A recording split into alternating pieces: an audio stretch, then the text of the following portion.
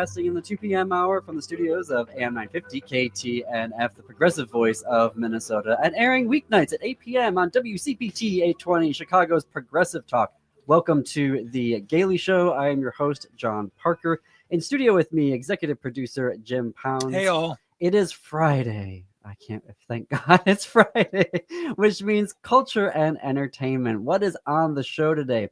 In the second half of the hour, authors Joseph Lezza and Richard Mirabella will be here to share the books they are loving and that we should be reading this spring. But up first, Ode to Walt Whitman, the acclaimed silent puppet poem about queer poets Walt Whitman and Federico Garcia Lorca, opens at Open Eye Theater this month, May 29th, here in Minneapolis. Its creator, Bart Buch, is a puppet artist, poet, and arts educator who focuses on interpreting poetry from written text into puppet performances and looks for the poetic qualities of any story to highlight. Bart, welcome to the Gailey Show. Hi, John. Thanks for having me. Of course. I cannot wait to talk about this production. Hi, Jim. So, as I understand it, in Ode to Walt Whitman, our great gay American poet, Walt Whitman, meets the equally great gay Spanish poet, Federico Garcia Lorca, in a gay online chat room, and then they proceed to have a string of surreal adventures?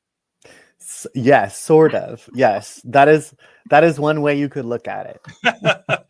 What is the way that we should be looking at it when we come to the show?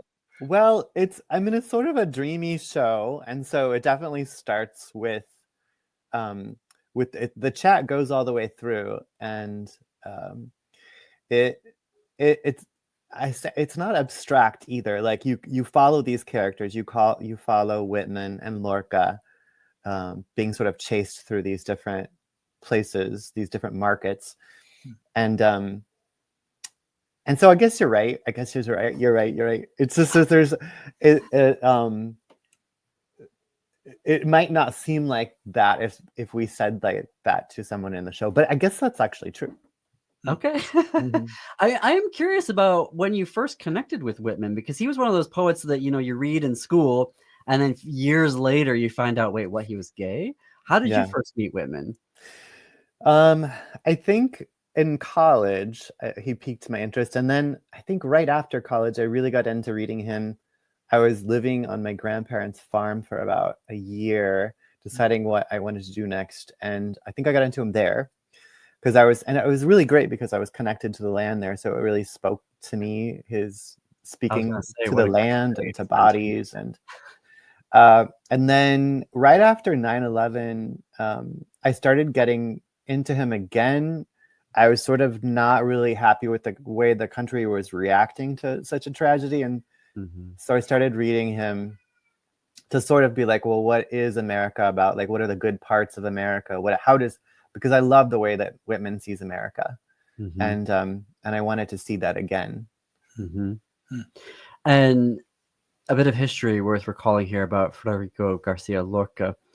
Amazing poet. Spanish authorities actually censored his work to conceal his sexuality. It was like 45, 50 years later before anyone admitted, okay, yes, he was gay. And he was actually assassinated by Spanish fascists for being gay. So as we're dealing with MAGA fascists right now, I'm so thrilled that you are raising up Lorca and his work. How did you meet Lorca and get to know his poetry?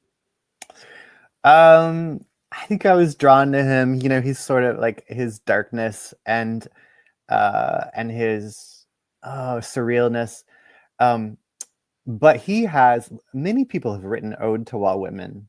And so I wanted to read some of these poets that were addressing him, sort of having conversations with him. And so I read Lorca's Ode to Walt Whitman.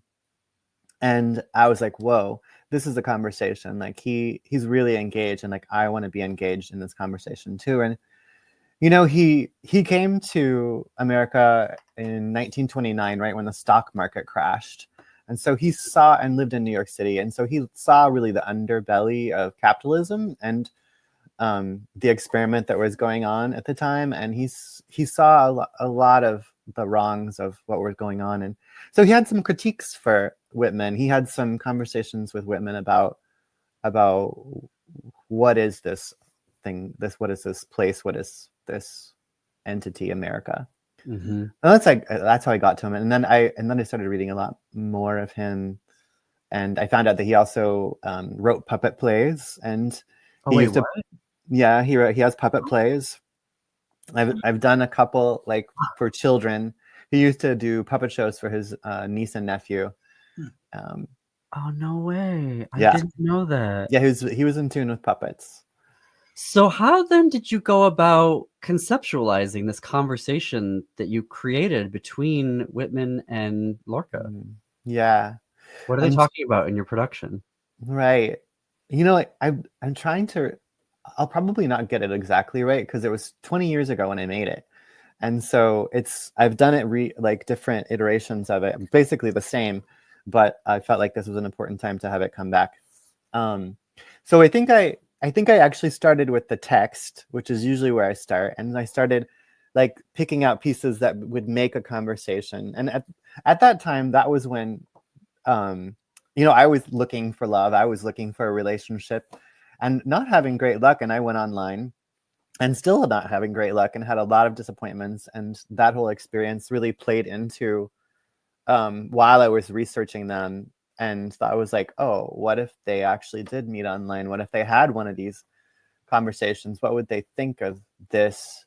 But then I think I started conceptualizing like the stage and actually like the scenes of where they would go. And after the images come out from the poetry, and sort of so I think I started with the stage. I was really into creating this stage that sort of is a little bit between, like, it's a puppet stage, but it's a little like a barn / a bed in a way. And I guess I just took it from there, and I would go to my neighborhood coffee shop, and I would work and draw and put it together. And I loved that period. And that's also where, at that cafe, they were playing music, and my friends owned the cafe. And so I went over and I was like, what is this music?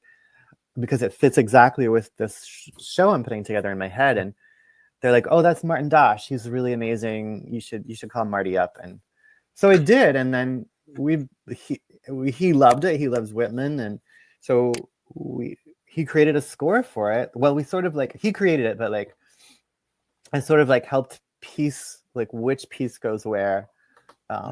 But he's still doing it. So we've been working together for like 25 years. Wow. And we've done lots of different shows together. We are talking with poet and puppeteer Bart Buch, whose production Ode to Walt Whitman opens this month at Open Eye Theater in Minneapolis on May 29th. Bart, regarding like the postmodern gay world, I was thinking about this and I was like, okay, I could see Whitman being dazzled by some of what we go through, and Lorca being absolutely horrified and feeling completely vindicated. But then I was like, well, maybe Whitman would actually mourn and go, well, how did you guys screw it up so badly? So how did you sort of think through their reactions to this gay world that we're living through right now? Maybe not just the gay world, this moment. Right. Yeah. I think that I think I leave a lot of it up to the audience, but I have heavy leanings, like I think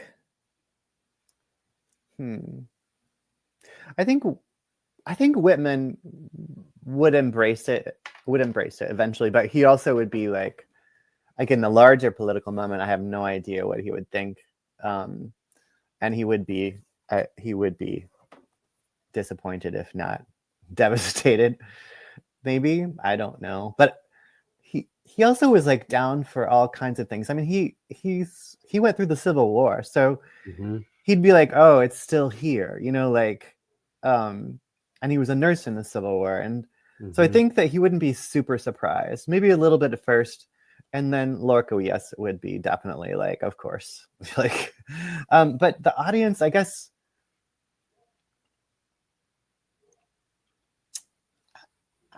I am sort of like the poetry, like it's a poetic conversation. So their poetry is actually literally spliced together. There's no spoken word in the show. And so the audience sees these visual images, hears an immersive like musical language that goes along with it, and then reads these chat rooms by themselves for like, you know, a few minutes at a time. And so I feel like there's some clear, like there's messages from my point of view in it, but it's also poetry meant to sort of like massage whatever is in your head. Yeah, so I don't know if I'm going for a certain thing for the audience to think exactly, except to maybe just ask questions about how they feel in this world we live in this kind of capitalist society that just isn't working, and this democracy that's struggling. Are there two puppeteers? I mean, are you manning, for lack of a better, one character and somebody's doing the other, or how does that mechanically work?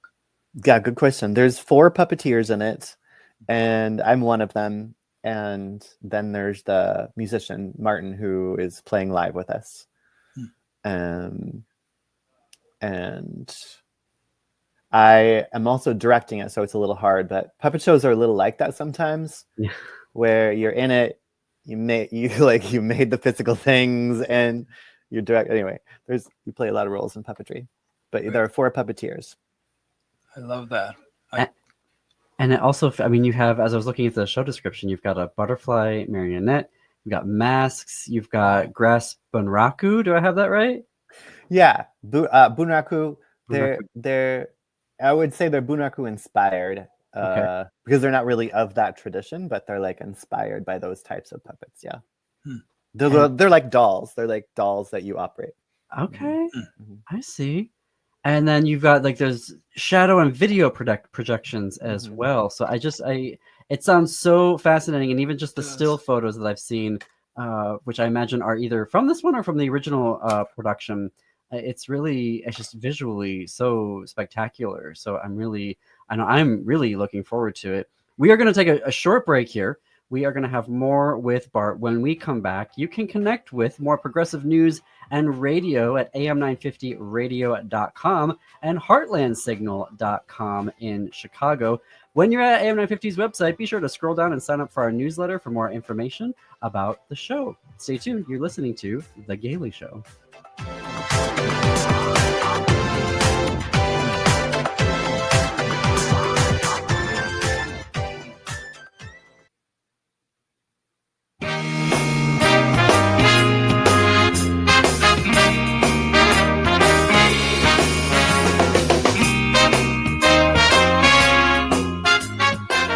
Welcome back to The Gailey Show. I'm your host, John Parker. It is about 21 minutes past the hour. We are here today with Bart Buch, poet and puppeteer. Bart is currently the executive director and artist for Samila Center for Healing and the Arts, a small arts organization in Phillips neighborhood of Minneapolis that focuses on energizing youth and adults to use their creativity to build a healthier, safer, and more beautiful community. His production of Ode to Walt Whitman opens at Open Eye Theater this month, May 29th. Bart, I read that you got your start in puppetry 25 years ago, creating shows about the romance between a salmon and a starfish. I did. Yeah, my first puppet shows were in the backyard and for my friends and neighbors. And this was a story that it was a bedtime story that my friend had told me in New York City. I'd gone on a date that I was disappointed by and came home sort of crushed. And so my friend Jenny told me this. She made up this bedtime story about a salmon and starfish falling in love and adopting a baby salmon, and which I recently just redid in a totally different puppet form, because me and my partner just adopted. So it was sort of like a premonition, my first puppet show, I guess. Wow. Congratulations. Thank you. I imagine, particularly with Walt Whitman, with that hair and the beard, that must have been a very fun puppet to make. Can I ask a stupid question? What are puppets made of? That's not a stupid question at all. Puppets are made of almost anything, but many puppets that I make are made of paper mache and wood and fabric and paint. a lot of times I start with clay and I sculpt the mask out of clay, or I sometimes I sculpt out of newspaper and tape, and then I put a paper mache skin over it, several layers, and then I paint it. And then depending on if it needs a body, you bring in fabric or wood, and then costumes with more fabric. In this, so how tall, is that the right description? How tall are the puppets in this show? Like Whitman. The puppets are well, there are different forms of Whitman and Lorca. There are hand puppets that are on your hands, so the head. I could go get him. He's right over there. But do you want? I could go get Walt if you want. That's okay. But, okay. And some of them are like 2.5 feet. Wow. The puppets, and then the masks are oversized and they're pretty big. They're probably 2 foot high or something. Wow. I'm just imagining in that open eye space, which is so kind of beautiful, in my opinion, anyway, and intimate, and you feel close. I've sat in the back row and I feel pretty close to the stage. So I'm imagining something highly visual with the kind of lighting and, whatever sort of set design there is. It just sounds magical. I don't know whether people get into the emotional side of it, or is this sort of an intellectual story? It sounds like it's an emotional story. All my work is pretty like emotion based. So it's the music is it's definitely charged that way.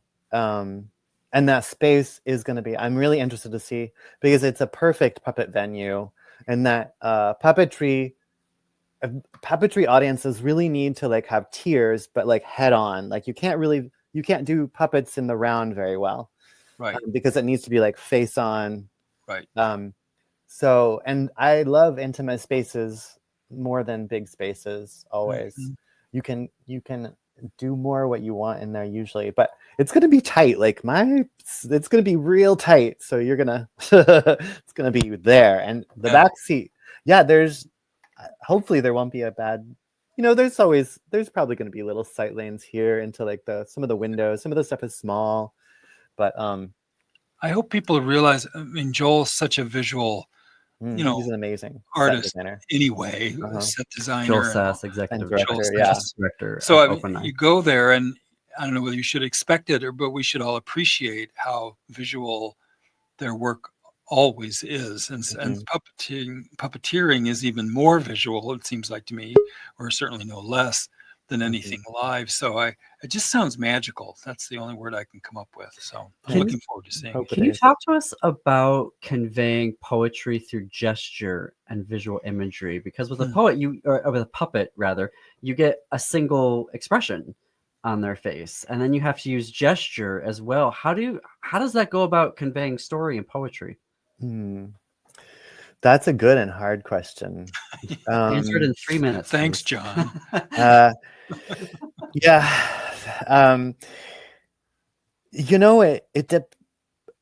It's a tricky translation. I think I've always been, I mean, this is related, but like I've always been amazed, and I feel like the translation of poetry from one language to another is like brain surgery. Like it's as tricky as brain surgery, because you have so many different things that you could play with and so many variables.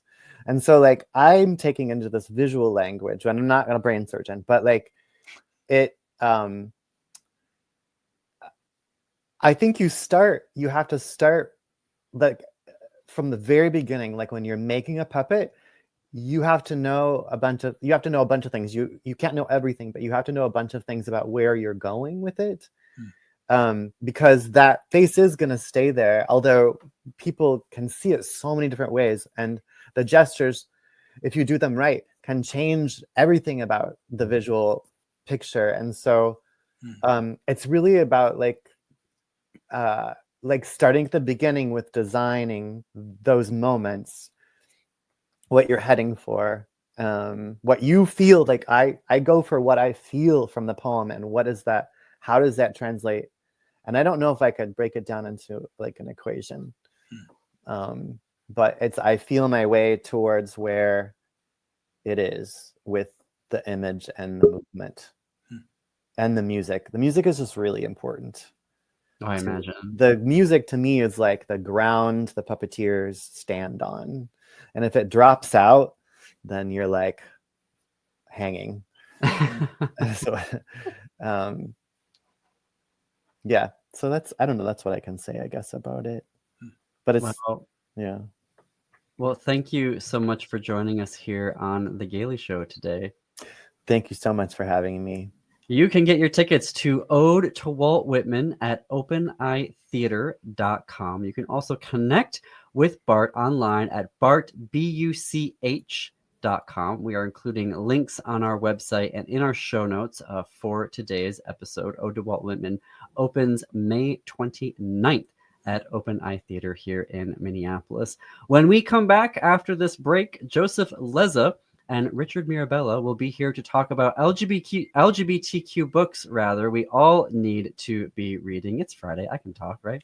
None of this would be possible without our sponsors and advertisers who help us create progressive news and radio. Shop with them. Do business with them. Tell them you heard about them on The Gailey Show, on AM 950 radio, KTNF in Minneapolis, St. Paul, or on WCPT 820, Chicago's Progressive Talk. We will be right back after this very quick break. You're listening to The Gailey Show.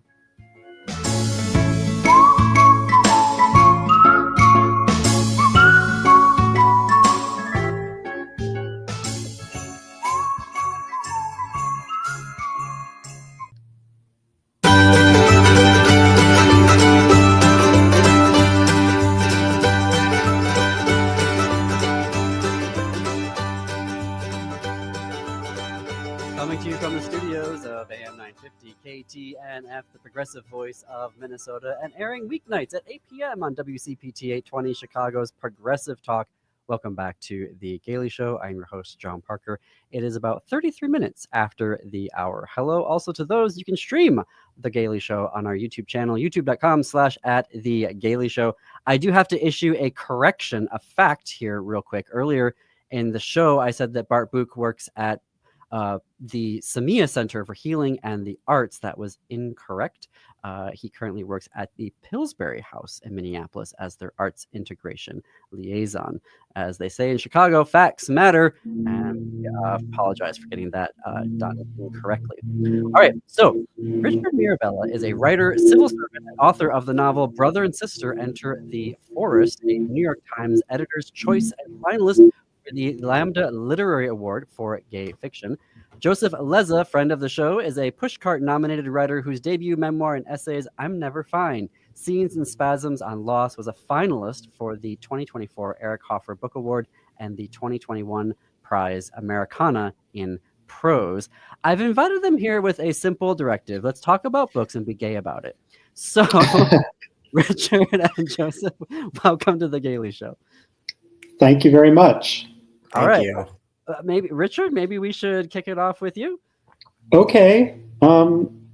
Yeah, I'll try not to go on and on. I love like a book show and tell, but I brought a couple of indie books that I want to talk about because they don't get a lot of attention. The first one is called Tone Bone, and it's by a writer named Kyle Winkler.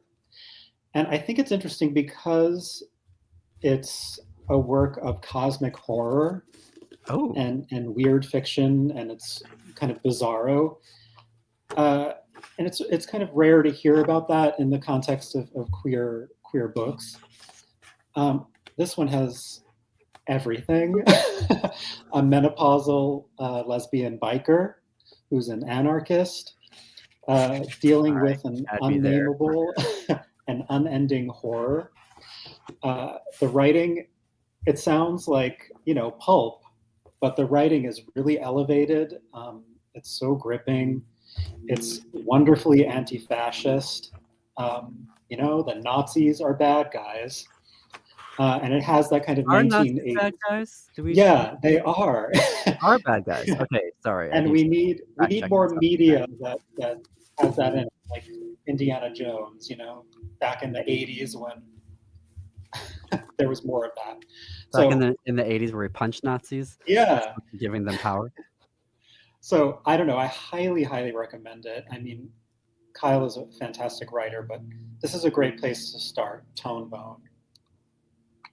Should we go back and forth, or should I give you all of everything? Okay, Joseph. Oh God, it's me. So this is not so much an indie selection, but it's just so inherently queer that I couldn't not talk about it. And the first book that I want to talk about is called Yours Cruelly, Elvira, Memoirs of the Mistress of the Dark. And I love this book for so many reasons. I love Elvira. I loved Elvira ever since I was a young kid, and maybe didn't quite understand why I loved this buxom woman in a tight black skirt and a beehive hairdo. I just thought she was great for some reason. Probably because she was like safe, spooky. Like I liked Halloweeny, spooky stuff, but I ran out of the room at the sight of the Thriller music video. So like Elvira was more my speed. But it's such, I love nonfiction. I'm a writer of nonfiction, some fiction. But I love nonfiction specifically because I just kind of love getting a glimpse into these people's worlds. It's just like a little slice of history that, you wouldn't learn from a textbook. And it was just so fantastic to learn about like her journey, Cassandra's journey. She was, her journey to becoming Elvira. She grew up in kind of the boonies and became sort of obsessed with this idea of becoming like a Las Vegas showgirl, and moved out to Vegas like very shortly after high school, like after badgering her parents for permission. And you get all of these great behind the scenes stories of like being sort of like, a topless showgirl in Vegas, and how that led to the next job, and how she really sort of is just like the consummate like workhorse, like did all of these little jobs trying to build an acting career, kind of fell face first into the whole Elvira thing because she was tapped to do it was supposed to be like a revival of this old Vampira show. She was going to be like the daughter of Vampira, and the woman who played Vampira was not cool with it.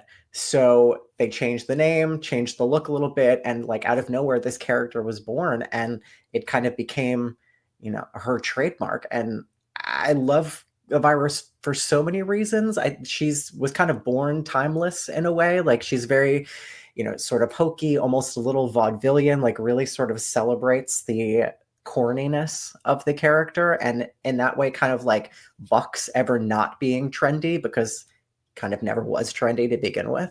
But it's such a beautiful story. And there's just this tiny little quote at the end that I'm just going to read because it just means so much to me. She writes, "Elvira has taught me some surprising lessons. And as I grew older, life burnished the edges. But along came Elvira, who picked up those traits and ran with them. She became everything Cassandra wanted to be." And I love it. Such a good book. Yeah. I actually listened to the audio of that, and it's fantastic. And she dishes a lot in the book too. She does. Yeah. It's really a great memoir. And she kind of uses it really as her coming out. She reveals in the book that she's been in a relationship with a woman for the past however many years. And I don't think, to my knowledge, that was publicly known, probably more privately than anything else. So, yeah. Yeah. I imagine that audiobook must be extra special. It's really great. She's wonderful. I also love the Elvira distinctiveness movie of her voice. Yeah, she does have a distinctive voice. Another book that I brought is called Daryl. It's by Jackie S. And it's another indie book put out by Clash Books. And it's just... I feel like it could only be published by an indie at this moment because of its frankness about sex and the complexity of its characters and their struggles with identity and morality. It's funny and filthy, and it's also like incredibly astute and detailed about a detailed sort of breakdown about this man who is suddenly surprised by the new ways he's begun to see himself. It's such a smart book about sex and identity and companionship. And it seems like something when you start it, like it's just going to be kind of quirky and just about sex, but then it becomes so emotionally impactful when this person begins to connect with this surprising person in his life, and kind of love enters the picture in a new way for him that you never would have expected. It's just, I don't know. I read it and I was just blown away by it. So highly, highly recommend it. Daryl by Jackie S. It's fantastic. I want to, like, when you say frankness about sex, what does that Well, mean? it's about a man and his wife, actually, and he enjoys watching other men with his wife. And then, so it sort of becomes a little bit about that and the conflicts that arise with other people kind of invading on their marriage. And then it begins to like involve their whole community in different ways. And then he makes a friend, I believe, who was part of the arrangement, and then begins to connect with this friend. And it makes him kind of question what he really, really wants from life and from relationships and love. It's a really smart book, and it's told in this wonderful voice, and it's just funny and wacky and great. And a fast read. It's very short and sharp. These days I like that. I don't know why. I don't know what's happened to my attention span, but I like the fast reads right now. Yeah, me too. Joseph, what's next on your list of things? So the next book on my list is a book called The Groom Will Keep His Name and Other Vows I've Made About Race, Resistance, and Romance by Matt Ortile. I, again, love this book. I also have had the pleasure of meeting Matt. He's a great follow on Instagram, an infuriating follow because he is an editor at Condé Nast Traveler. So if you want to hate your life, definitely follow him because every day he's like in Mauritius or, riding the Orient Express and doing something that I could never, ever dream to afford. But it's just such a wonderful story. I mean, like Matt is the son of immigrants from the Philippines, and it really is a really kind of just like a stark look at who we are versus who we want to be. And, it obviously tells that story about, growing up as the son of an immigrant in America and juxtaposing who he was against what media tells us is the ideal, Mark Wahlberg in a Calvin Klein ad, like all these things that we're supposed to want either to have in our life or to be. And it's a story about family. It's a story about figuring out who you are through the people that you came from. It's about figuring out who you are against, some crazy ideal that you've cooked up in your head and who you are in actual reality. It's also a great story that offers a pretty fantastic look at like early days BuzzFeed, because Matt was a writer there, and you kind of get like an inside look at how sort of ad hoc it was and all of the assignments that they were doing just kind of like on a whim because there was really no process or plan to it all. It's also just terribly funny and self-referential. I think, as a writer, Matt has a pretty deft way of kind of plotting that artistic journey. I think anybody who's written anything could tell you that revisiting some of our earlier works is a pretty cringy experience, stuff we would very much like to disappear into the ether. And there is one little just clip from a chapter called Shared Histories where Matt rediscovers an early novel he was writing in college. And I'm just going to read this tiny little bit. He writes, "Later, novel Matt confronts novel Adam at another party. I fought for you," he says, "for something I thought we had. Every dance, every party, every time we were together. Reader, we were only a month into our freshman year." It's just amazing. Like, it's just a great, great book. And please pick it up. For folks listening, we are going to include links to all of these books so that you can get them for your very own in our show notes and on our website. Richard, I've got like 90 seconds left. Maybe we can start the next book and then we'll take a break and finish it when we come back. Sure. I mean, I'll be quick. Housemates, Emma Copley Eisenberg, my favorite book of last year. It's so funny and warm and just incredible. I love it so much. It's about art and people falling in love.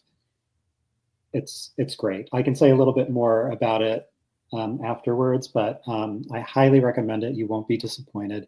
There's a large cast of characters, but you fall in love with everybody in this book. It's one of my favorites. Well, fun fact, Housemates was one of the Gailey Show Awards winners for a book adjudicated by Patrick Nathan last December as one of a top book of 2024. So now we have like a second emotion about Housemates, which is good to hear. And we didn't plan for that to happen, Emma, for you to get extra love on the show. It just happened to work out that way, which is the best way that recommendations should happen. We have one last break to get here on the Gailey Show, but we're going to have more with Richard and Joseph when we come back. Please head to am950radio.com where you can sign up for our newsletter for more information about our shows, as well as more about what's happening on the LGBTQ shows here on AM950. Just go to am950radio.com. More after the break. You're listening to The Gailey Show.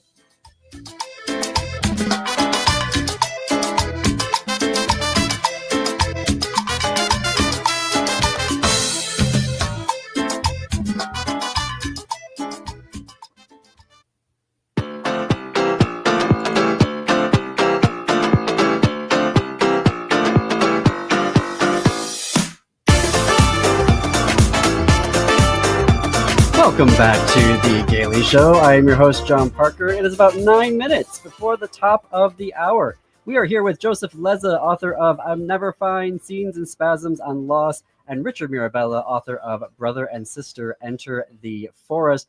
They are talking about books that you should be reading right now. Joseph, you have another one that we should give a shout out and some love to. I do. I'm going to make it quick, but I must talk about this book. It is called Congratulations, the Best is Over. It's by R. Eric Thomas, who actually writes a syndicated advice column for the Chicago Tribune that you should definitely check out.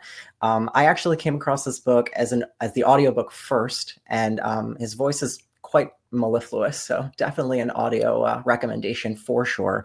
But it's, among many things, it's a book about coming home. You know, he grew up in Baltimore, moved away, got married, and that brought him back to Baltimore. And it really kind of tells the story about how, you know, can we be who we are in a place that kind of knew who we were?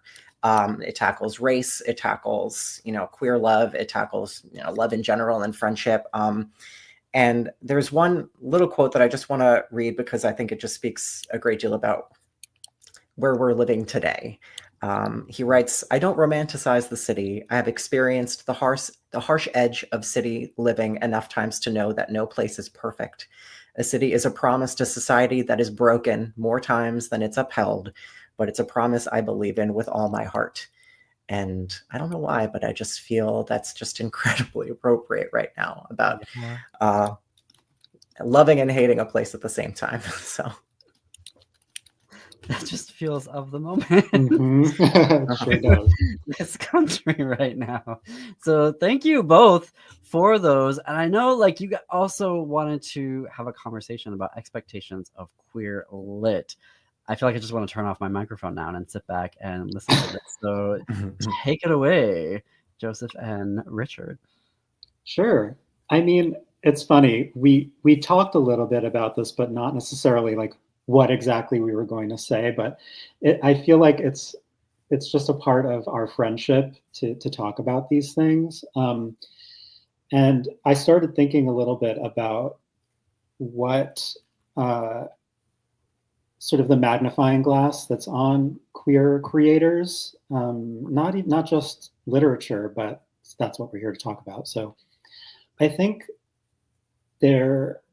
there's a lot of criticism, a lot of talk about what queer books or media in general should be about, what feels old, you know, what is fantastical or seems unreal.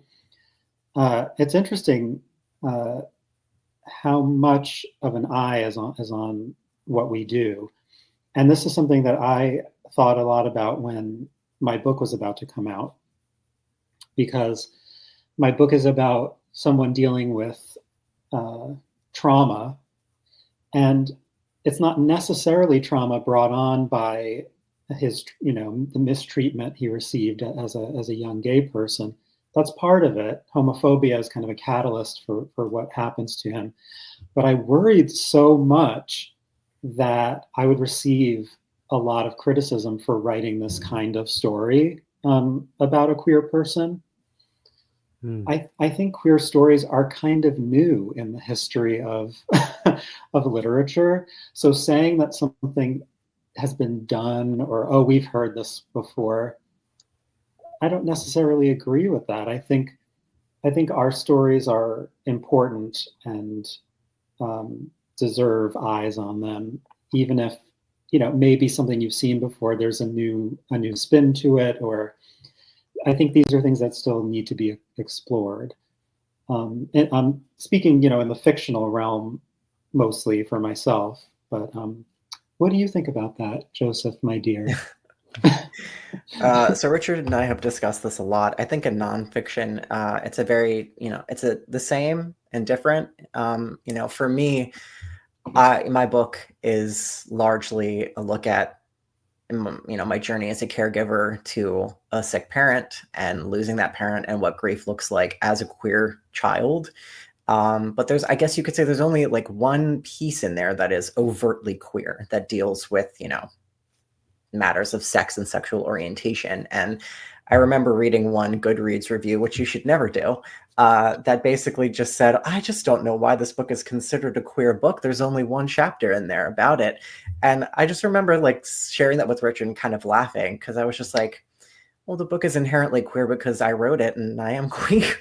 Like, I mean, what is the identifier? Like I could point out so many things about the book that I think are queer. My tendency to use humor as a weapon, maybe, I think is certainly a queer trait.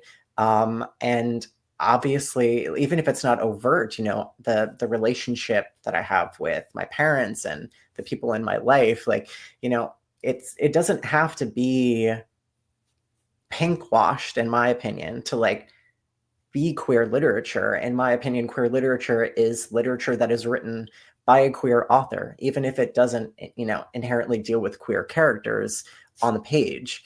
So I think it's an open discussion. I think it's up to anyone's interpretation, but I do think it's kind of funny that to some readers, unless it absolutely slaps you in the face, it perhaps doesn't qualify. I think a lot of the time what they mean is there wasn't any queer sex in this. And that's not necessarily, doesn't have to be a part of every story. I think the essay you're talking about colors the rest of what came before it. So that, and that's an interesting thing to do. That's what makes it a queer book, because of that essay. Can I Yes, John. I have to manage time, and okay. this is I need to have you both back very, very soon, because this needs to continue. You're talking about things that come up offline for us here on the show, and so I'm gonna have you back whether you want to or not. You can connect with Joseph at josephLezza.com, and that is his handle on Blue Sky. Richard's website is richardmirabellawriter.com. On Blue Sky, he is prmirabella.bsky.social. Blue Sky, you got to change your handles. This is ridiculous. Yeah. Links in the show notes and on our website to all of the books that they've talked to today. Thank you for listening and or watching. You can keep the gay going on all weekend long. Tomorrow at 5 p.m. on the Downright Upright Show with Philip Anthony. His guests will include singer-songwriter Keith Johnson, Matthew Raithburn, and Ann Sutoki Chemstreet, who is the executive director of Rainbow Collective for Change. Sunday at 11 a.m., it's Sunday Brunch with your gay best friends, Alan and Scott, on WCPT. Right now, it's the Matt McNeil Show. See you next Monday, everyone.